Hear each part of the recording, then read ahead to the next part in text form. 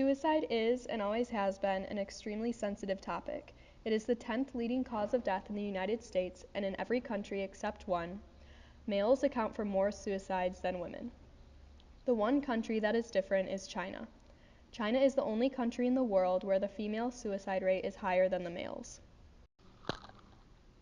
Chinese suicide rates were actually not researched until the late 1970s, when China decided to open its doors to the West in order to reform its economy. According to the World Health Organization, the entire topic of suicide in China is very unique, that is, compared to the rest of the world, where in most parts of the world suicides are more prevalent in cities and urban atmospheres. China's rural regions account for more suicides than in its inner cities. The age of most suicides is much younger in China, between the ages of 15 and 24, which contradicts nearly every other country's range of 25 to 34 years instead. With this interesting information, the topic turns back to females. Why is it that China's highest rate of suicide account for young, rural women? To answer this complicated but heavily researched topic, we must first acknowledge that in rural areas of China there is far less access to mental health care. Much of these areas are impoverished and lack the resources they need to take care of themselves. Chinese medical doctors do not easily direct suicide symptoms or understand the symptoms that depressed patients display. Low salaries and high levels of stress also steer most doctors from pursuing a career in the mental health field. Suicides in these areas alone is 3 times higher elsewhere in China, so this correlation cannot be ignored. Recent studies indicate that as the economy grows with the constant social changes, so does the mental health problem.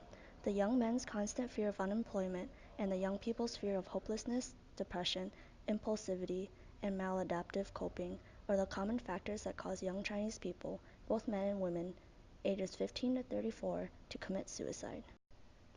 In addition, many rural suicides are more likely to result in death than other attempted suicides.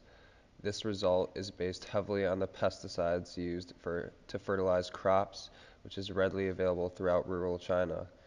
The heavily toxic chemicals make the suicides quick and more effective. Also, many rural doctors are not equipped with tools to help with pesticide poisoning.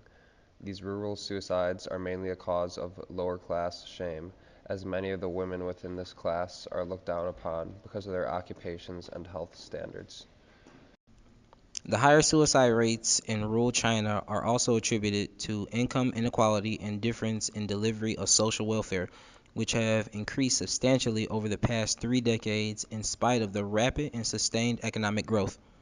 Men and women are put under many pressures. However, to account for the higher percentage of female suicides, we will look at research that identifies many common causes. Since the 1990s, it has been identified that women are more likely to commit suicide due to their status in society, which is far more powerless than men. This limited voice that they receive accounted for many limited opportunities for women, often valued only for childbearing. People are becoming more aware of taking care of their mental health. Just recently, in October of 2017, Belinda Ku, upset by the youth's prevalent suicides, developed an enterprise called 110, an exercise group targeted at combating struggles in the youth's everyday lives. 110 invites kids of all ages to come together and get healthier. Justin Wee, 19, describes his success with 110, stating, 2 years ago, I began exercising. I wanted to be good at something other than academics. Spinning has helped me find my truth, who I am, and what I believe in. It is important to find your voice in society and use it to bring good into the world. With more awareness and access to services designed to help combat mental health, suicide rates in the future of China will surely continue to decline. The Chinese people are hopeful that the Chinese government will soon develop responsive and people-oriented social policies, meaning that general public awareness, as well as working environments, will become more conducive to good mental health.